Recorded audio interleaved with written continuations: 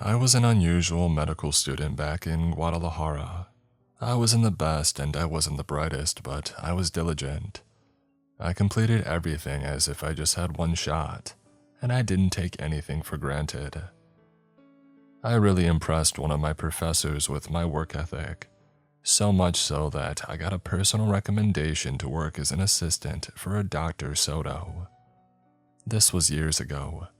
Kind of strange to look back at it like this. Sodto was in her early 50s when we first started to work together. She was a grandmother with a tough-as-nails kind of attitude, and I never once heard her come up with an excuse or back away from a challenge. She would either attack a problem until there was no other angle to face, or she would back away and realize that somebody else had a better shot at it. She was never afraid to put pride aside when it came to finding a solution. If somebody knew better than her, she would recognize it and step aside. So while Dr. Sodto is still in the game, you know there is something yet to be done. I followed Dr. Sodto out of university and into the workspace, and when she was headhunted by the Institute of Epidemiological Diagnosis and Reference, she brought me along. She needed someone who could match her diligence, and we had worked together long enough to understand one another on a personal level. During the first stages of the pandemic, we worked with testing prevention techniques. She also consulted on a panel relating to spread reduction in relation to incubation. There's been a large demand for people in our line of work ever since. While I'm not an epidemiologist, I've worked with plenty, Dr. Sodto being the most recognized. And as with everywhere else, experience takes precedence over academics, even in a field like this. While I'll never replace a specialist, I still carry some weight around. So when Dr. Sodto was called in on short notice, she brought me along. It was September, not too long ago. I got a text message just after midnight urging me to get ready to leave first thing in the morning. It was, in no uncertain terms, an emergency. Possibly a life or death scenario. Sodto texted me that she was pulled in at the last minute with no preparation. "They're getting everyone," she wrote.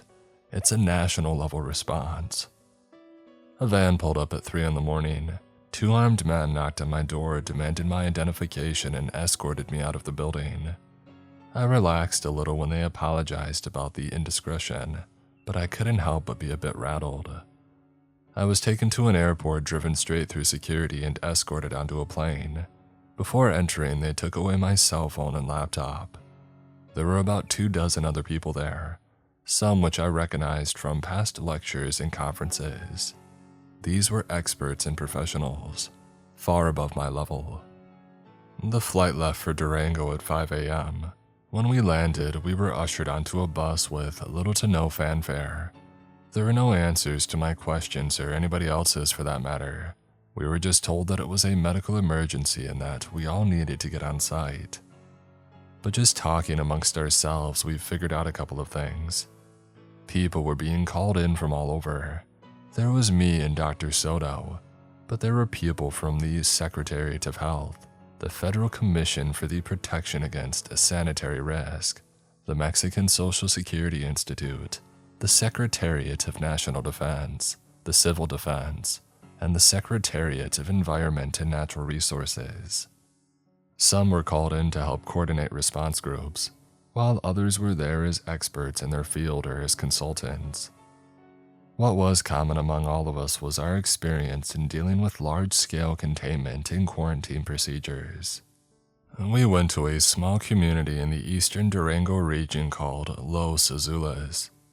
This was a rural community that usually had no more than 20 to 300 inhabitants. Most of the people who lived there alternated between seasonal work in the countryside and more regular work in the big cities, meaning the people living there shifted every 6 months or so. The September rains usually mark the beginning of the off-season, and from what I could glean, this meant that there would be at most around 100 people here. Los Suzulas is in a somewhat arid environment, not entirely desert, but with infrequent rains. A flat open space with little to no connection to the modern grid. Considering how close it was to the Zona de Silencio, there was a spotty connection, making people rely on antiquated landlines. When we arrived at Los Suzulas, there were hundreds of people present. Military checkpoints, field hospitals, logistic tents. A nearby field had been flattened into a parking space. This was in the middle of nowhere, making everything stand out like a sore thumb. The temporary setup around the village was almost as big as the village itself. We moved past the checkpoints. Armed guards checked the perimeter, reporting every couple of minutes or so. No one was getting in or out, but nobody was going closer to the village either.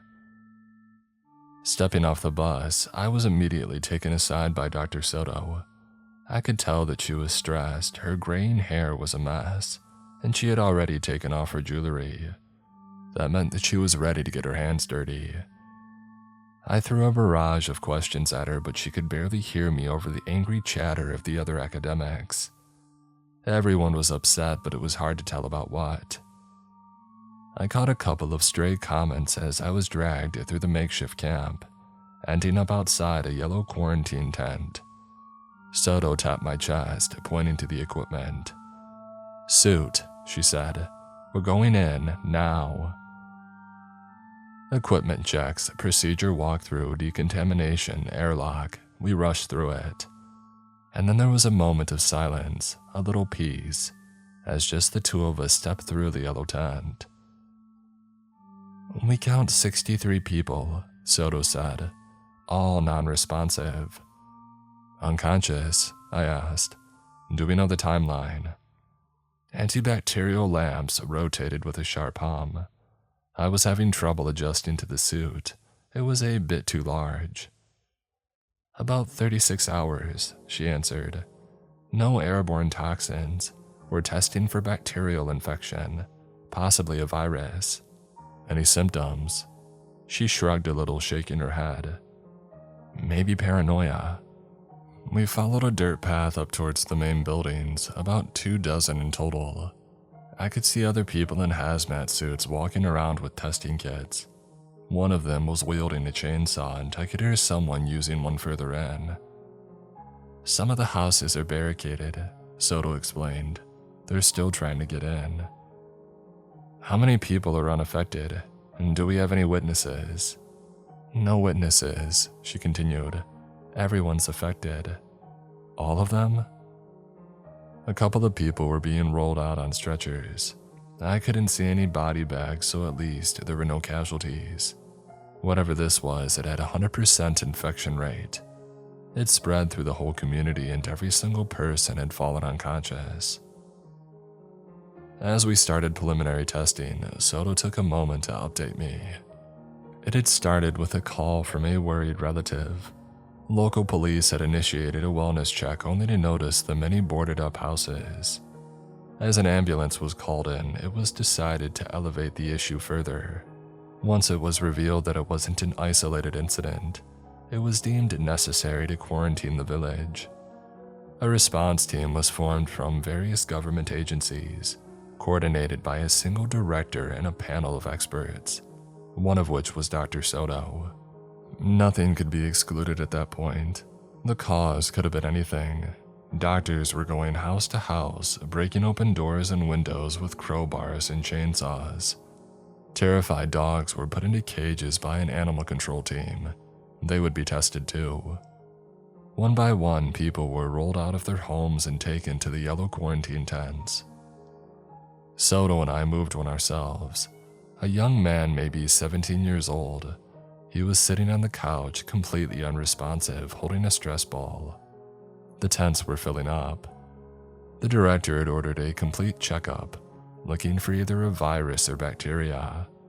If we could eliminate the possibility of an airborne cause, we could relax our security protocols. Sodto and I ran tests on the young man. There were no signs of unusual bacteria or a virus. We did notice a heightened level of ketones and stress hormones, but that didn't tell us much. Sodto and I used what little time we had without even thinking of a break, as we were supposed to present our findings to the director later that evening. After hours of testing and running into wall after wall after wall, Sodto and I were staring blankly at an almost empty whiteboard, with only a couple of words hastily scribbled in the corner. Cortisol, ketones, epinephrine. "It's not a coma," she said, "and it's not sleep either." "You don't get stressed by sleeping," I agreed, "but the ketone levels are similar to that of a coma patient. Well, at a glance perhaps, but not in context." She sighed. "We're missing something." We were given a government laptop. There was a remote meeting set up with the expert panel and the director. Everyone was there to share their working theories. I wasn't originally meant to be in the room, but Dr. Sodto needed me to stay informed, so she allowed me to stay just outside the camera. There were a lot of discussions, mostly about what we could and couldn't rule out. We had found no evidence of a viral or bacterial infection. One team had checked for fungus. One by one, they were all saying the same thing. These people were unresponsive, and there were no clear indications as to why. They were being given saline solutions and treated as coma patients for the time being, but the cause was still unclear. One expert suggested that it was a toxin-induced coma. We had found trace remains of a cyanobacterial poison in the groundwater, indicating that there might have been a larger than usual algae blooming in the area. Dr. Sodto refuted this, saying that the levels were far too low to put a person into a coma. The director argued that what we were measuring might be the aftermath, meaning that we were seeing the trace remains rather than the initial dose. This was the official working theory that we were going for, but I could tell that it wasn't it. Dr. Sodto wasn't giving up. There had to be something else. While our main objective was shifting towards antibacterial treatment, Dr. Sodto wasn't convinced. We decided to look closer at environmental factors in the patient's home. While Dr. Sodto was under close watch and had regular sign-ins every 2 hours, I didn't have that kind of restriction. I could come and go without anybody paying much attention to me. I brought a notebook and I returned to the village. All windows and doors were barricaded from the inside. They had had to cut the door open with a chainsaw. There was plenty of food in the fridge and not a lot of trash, showing that the patient hadn't been locked up for long before they lost consciousness, a day at the most. There were a lot of things around the community that didn't make a lot of sense. Some people were found holding crucifixes. Others were looking at pictures of their family or past relatives. They gave their pets food and water, had a big meal, and hunkered down. One of the other teams found a notebook with a bunch of scribbles, but it was taken away before I could get a look at it. Most people were found in their beds. Others had been found hiding in closets or cellars. In one of the houses, somebody had sprayed the word "abandoned" across the bedroom wall. It also seemed religious in context, as if they were preparing for the rapture. They were holding what meant dear to them, feeding their pets and making peace with their God. What else could cause somebody to behave like that? As we came upon the evening of the first day, people were exhausted. The medical team was working around the clock while the security personnel were on rotation. While waiting for some tests to come back, I caught Dr. Sodto nodding in and out of a brief sleep as she studied our patient. He looked so peaceful in a way, like none of this concerned him. When Sodto noticed that I was looking, she snapped to attention and pretended like it was nothing. "Spinal fluid," she mumbled. "Did you run the, She trailed off and shook her head. I rolled my eyes. "No, but you did," I answered. "Get some sleep." "I can't," she admitted. "It feels wrong." "You need to be your best," I insisted. "They deserve that." "No, I mean, it really feels wrong," she explained. "Look at him. Did he think that he would end up on our table when he went to sleep? Well, that's what we're trying to figure out, right?" She shook her head and retreated to the back of the tent. Still wearing her hazmat, she propped up 2 chairs into a makeshift bed. 1 hour, she sighed. Just 1 hour.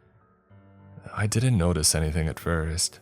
I was focusing on staying awake and checking the test results. It was true what the director had said. There were trace amounts of cyanobacterial poison in the patient's bloodstream. but it was close to nothing. It couldn't explain what was happening. There was no fever, no response at all. It was just like, click, lights out. And then I heard something. Dr. Sodto was moving in her sleep. Not much, but enough for me to notice. Little twitches and noises. She had only been asleep for a couple of minutes, but she was already experiencing something uncomfortable. Then again, she was sleeping on 2 chairs. I mean, how comfortable could it be? Another couple of minutes passed, and all of a sudden, she twitched again. This time, violently enough to fall off the chairs. I ran up to her, only to see that she was having some kind of mild seizure. I ran over to one of our red emergency call buttons, pressed it, and hurried back. I put her on her side, making sure that she had free airways. It was difficult to see with the suit on, but I could hear her breathing. After a couple of seconds, it passed. By the time help arrived, she was awake and fully aware. She excused it with sleep deprivation, stress, and a poor diet. No one dared to question it, but she was to report to a nurse in the morning. Sodto agreed. As we were left alone with our patient, she turned to me, red-eyed and shivering. She put her hand on my shoulder. "We both know this is no airborne virus," she said, "so I need you to test me. Don't be irresponsible, we can't break protocol." "I've never had a seizure in my life," she snapped back. "Never. And what I felt, I don't know. There was something there, like hearing a breath in the dark." "You could have just been sleep deprived," I insisted. "You've been up far too long." "I've worked longer hours under greater pressure," she snarled. "I know what I'm about." She pulled off her hazmat suit and stretched out an arm. I just stared at her, dumbfounded. I wiped down her arm and took some blood for testing as she mumbled about stress hormones. The antibacterial treatment that we had been forced to give to the patient wasn't working, and Sodto wasn't about to give up without an answer. She could smell it. There had to be another solution. And as always, she was prepared to go the distance to find it, dragging me along, kicking and screaming. "You find anything strange, anything at all, you tell me immediately," she said, putting her suit back on. "The slightest deviation. Understood?" "Yes." She gave me a pitying smile as if trying to apologize with her eyes.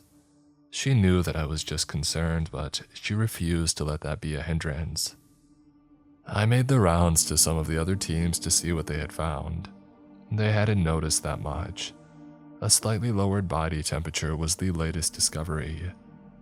It had taken some time to notice as most of the patients kept themselves under covers or wrapped in blankets as if laying down to sleep, but they did have a slightly lower than average body temperature.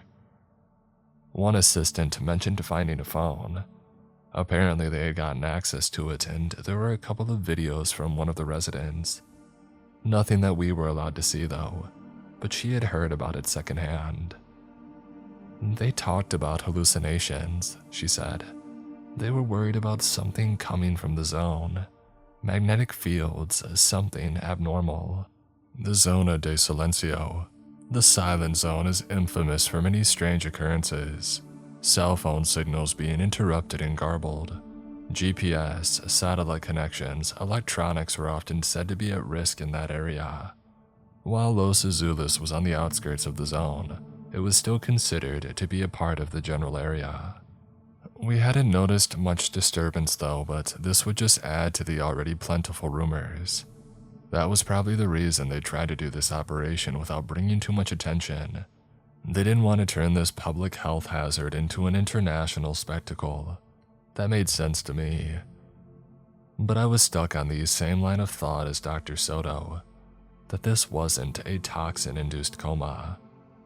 There would have been more indicators, but then again, there wasn't that much else to go on. So after much internal debate and double-checking that our patient was stable, I decided to decontaminate and get some sleep. There was a tent just outside the quarantine area where non-security personnel were allowed to rest. I was asleep the moment that my head hit the pillow. But sleeping barely brought me any rest. I experienced something. It wasn't really a nightmare, but more like a memory. I had this feeling of looking up at the sky only to see it looking back. It searched for me, and when it found me, it called out. To what, I couldn't tell. But something heard it and something was waiting to obey. I could feel movement out there, dragging heavy feet through the sand. Something sharp coming out of the night, cutting the dry petals from these strange blue sunflowers growing amongst the weeds. There was this impression of an eye in the sky. It wasn't looking at my body, it wasn't listening for my words. It was hearing something deeper. Who I was, what I thought, what I dreamed. And this dream in itself was an expression, something for it to hear. And it was listening with ill intent. I woke up in the showers gasping for air. One of the other assistants had dragged me there and soaked me with cold water. I had had a seizure and there was no other help to get. The last few hours had been chaos. A couple of soldiers had fallen into a coma just like the residents. These people were never even near the quarantine, they patrolled while outside. A secondary quarantine level had been haphazardly established outside, expanding the perimeter further. A whole rotation of personnel were now deemed unsafe and had to stay inside until further notice. I was among them. It was a nightmare, the assistant told me. Some were screaming in their sleep. One of them almost shot their squad leader. 3 people had to be restrained. I think one of them is still locked in the bathroom. They can't get him out. I returned to Sodto. I had tested her but found only traces of what we had seen in the patient. Some increased levels of stress hormones, but nothing serious. Still, it showed that she was affected, and maybe I was too, maybe we all were. But Dr. Sodto focused on something completely different. Why would he lock himself in the bathroom? She murmured. That doesn't make sense. Maybe he tried to hide, I said, from something. Is that what they're doing? She asked. Is this young man hiding? Just waiting for winter to end, I muttered, curled up and waiting for sunshine. Dr. Sodto gave me a curious look and then walked over to her whiteboard. She had an idea. She wrote down all the symptoms: increased ketones, lowered electrolytes, lowered body temperature. Then she wrote down a couple of new things. Have we tested leptin levels? She asked. Yes, I said, rummaging around some paperwork. It says slightly elevated, but that could be a dietary issue. We need to do a protein electrophoresis test, she said. Not a total protein test, just check for one thing. She wrote down HIT on the whiteboard and turned to me. I shrugged. This meant nothing to me. Hibernation induction trigger, she explained. Check for that, just that. Hibernation, I asked. People don't have that kind of protein. Then get a veterinarian out here and test for it. It's there. She was halfway out the door to call this in when she turned back to me a final time. They're waiting for winter to end, just like you said. While Dr. Sodto has had her strange ideas over the years, this was by far the strangest. I was pulled into a call with the director where she explained her idea. There was something environmental that triggered a stress-induced hibernation response, possibly some kind of dormant gene. An outside force was triggering something causing people to go into hibernation as a stress response, a defense.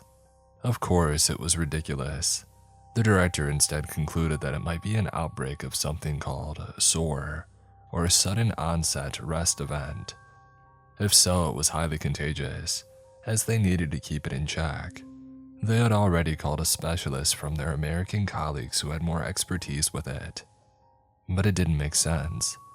This wasn't something that triggered from people falling asleep. This was something that made people fall unconscious to begin with. They were attacking it from the wrong angle. I hated it, but I had to agree with Dr. Sodto. They were looking at it all wrong, and the administered treatment would do more wrong than good. Working on the premise that this was an outbreak of SOAR, Personnel were administered controlled booster doses to keep them awake. Falling asleep would trigger a violent reaction in theory.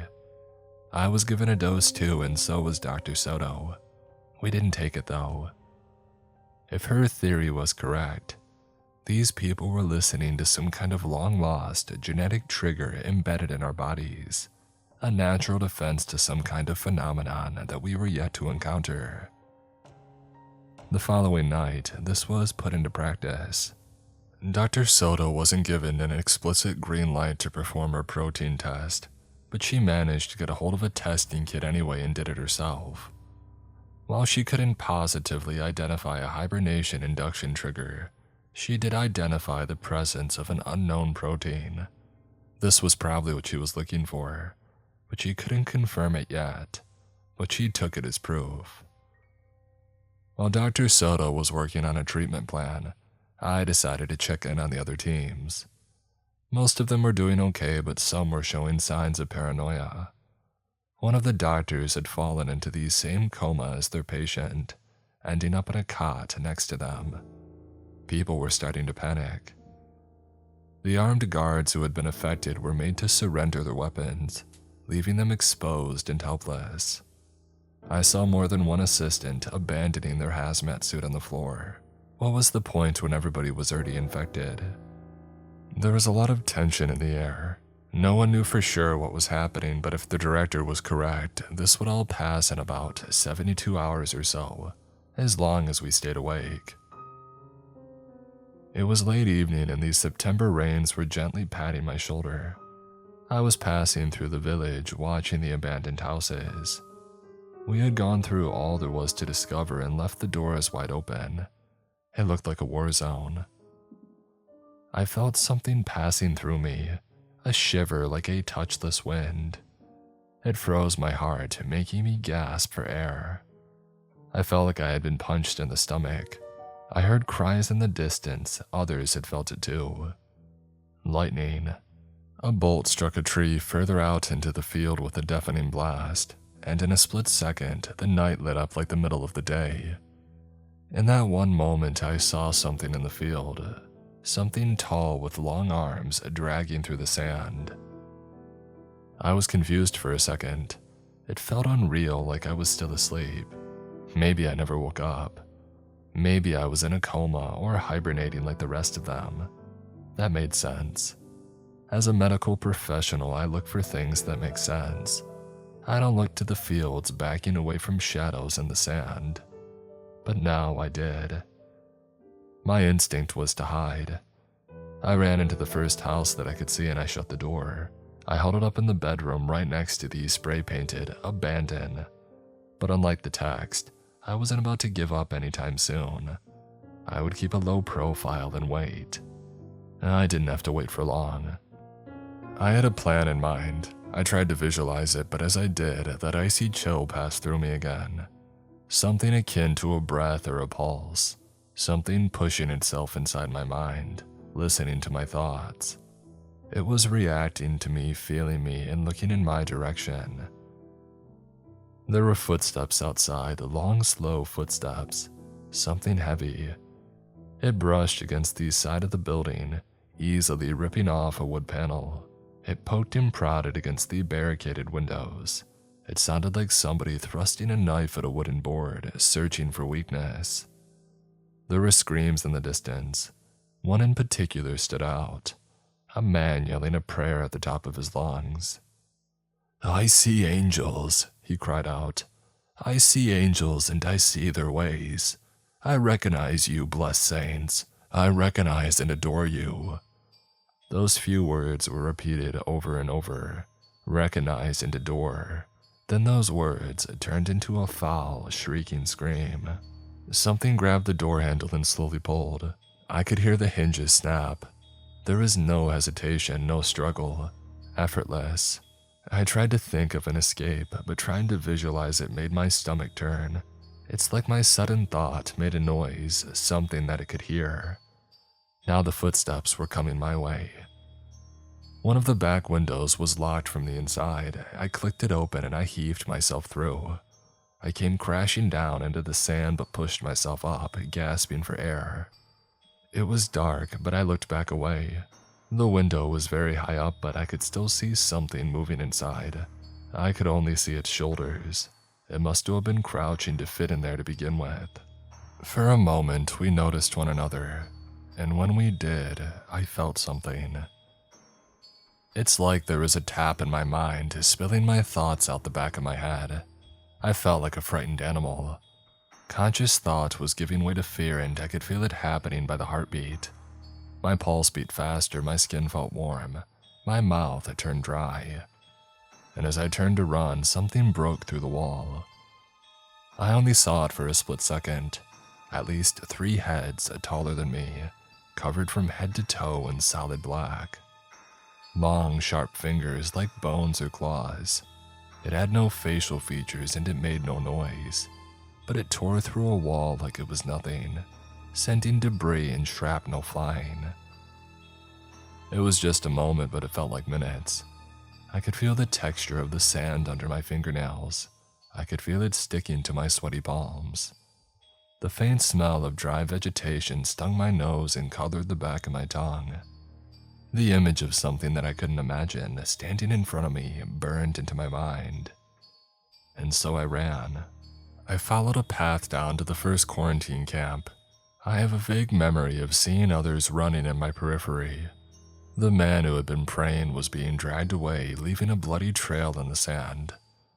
There were torn tents and I could hear gunfire in the distance. Even then, I was barely paying attention. Something was gaining on me. I was prey. I came back to the first quarantine tent with Dr. Sodto and our patient. She was unconscious on the floor with an unmarked syringe next to her. It's not like she had had a seizure and hurt herself. She had laid down to sleep, she even had a pillow. I tried to wake her, but there was no point. She was in the same state as the patients. Footsteps approached.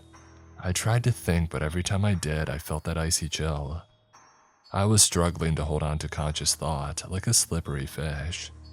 Syringe, I thought. Syringe, syringe. I looked at what she had prepared.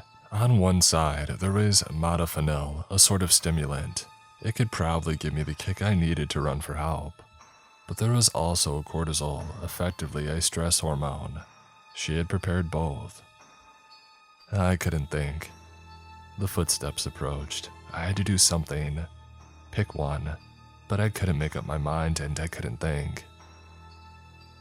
The lights behind me were blocked out by something moving into the tent. One word came to mind, spray painted on a wall as a last-ditch effort. Maybe they had tried to tell me the solution all along. Abandon, give up. I tried to consider my options. I knew the logical thing was to get a boost so I could think. That way I could reason, I could make a plan, and I could run for help. The frightened animal in me wanted to do this more than anything else. One shot and I might be good to go. And yet, I took the cortisol. A quick sting and then silence. Instead of the stressful rush that I was expecting, I felt a lull. Like the last thought had finally run out of me. There was something in me that gave up, leaving me half-conscious on the floor. I could feel something grabbing my foot, but I didn't care. I had forgotten that I was even human. My mind was blanking and all the objects and textures in my sight turned to unrecognizable colors and shapes. I was disassociating. After a moment it let go of me. It loomed over me like a cloud. I looked past it and up into the open sky where I saw something. Even then and there I recognized it. It was something so primal that it went beyond understanding. It's like I had known it all along but decided to look past it. But there it was, as basic of a concept as a sphere or a square. An eye in the sky. And it turned away. My world turned from colors to darkness as my eyes opened and closed. I could feel my breathing slow down, my hands going numb. The texture of the floor disappeared, leaving me floating in a weightless nothing. Not sleep, but deeper, I dreamt of open fields, of people laying down in deep caves, hoping their dreams wouldn't give them away. People beating thinkers and philosophers, trying to teach their children to be simple. I saw a man burned alive for expressing a thought as terrified people prayed that nothing would hear him. There was something out there still listening in remote places, where people weren't meant to be. And now it was looking for new places. It was expanding, blooming, and the people of Los Suzulas were the first to feel it in a very, very long time. And then, like the sun sinking below the horizon, my world went cold and dark. I woke up 36 hours later in a field hospital. I had been administered modafinil. Dr. Sodto had argued that this particular neurostimulant would be enough to wake people from their hibernation. Turns out she was right. No need for complicated treatment. One dose was enough. She had taken cortisol just like me. The increased hormones were enough to trigger a cascading stress response, just like the people of Los Suzulas had gone through. It had been a long shot, but it had rendered us effectively invisible to those things.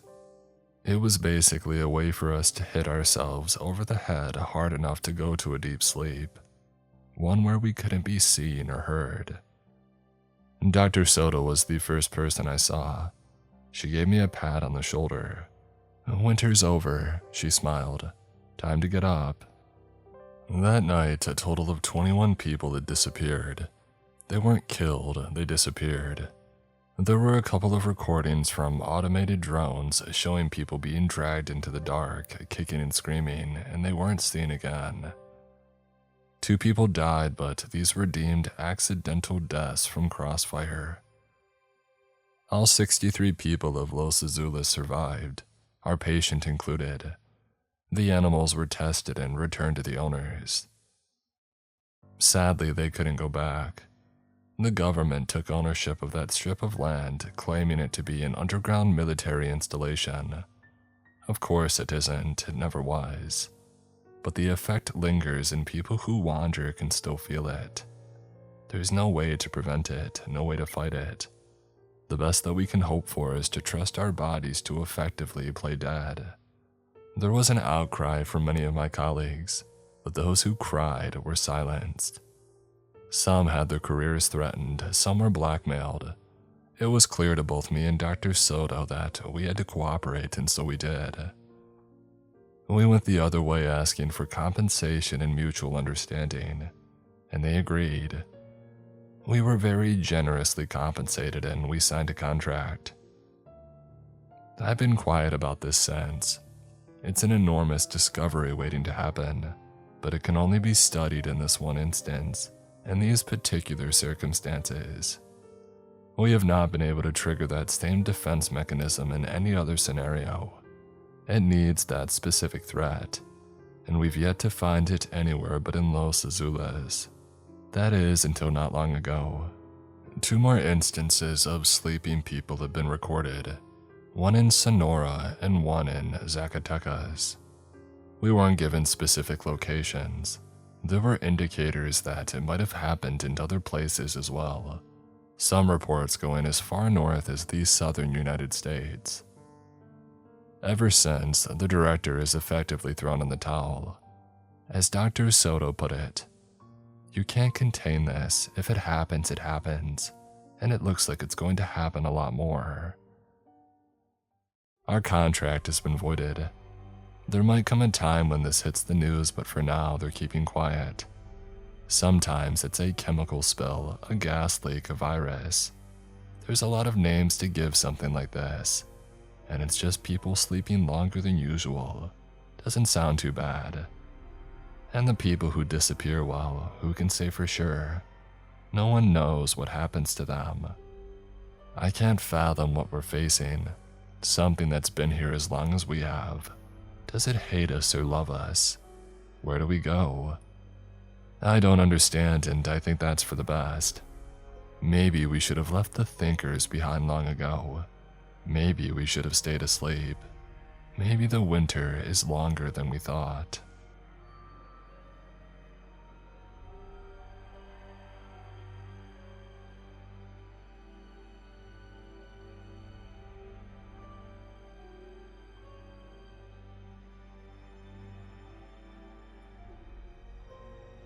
Hanat, Meat Gasher, Rain, That One Woodsman, Army of Meerkats, Santos Adrian, SWAT, Kai Can't Play, Raphael, Smiling Cat, Dragon Slayer 048, Die Screaming, Nelson Asada, Sanjay Anthem, Dalamagara, Jimmy Griffin, Caden Gibbler, Malcolm Black, Damon McCory, Sleepy Shroomy, Big Country Allen, Dino, Mark Norman, Miss Eldridge, Kathy McGuire, MP Massacre 91, Justin Fotenauer, Takio Zarilla, Deggy, Goonology,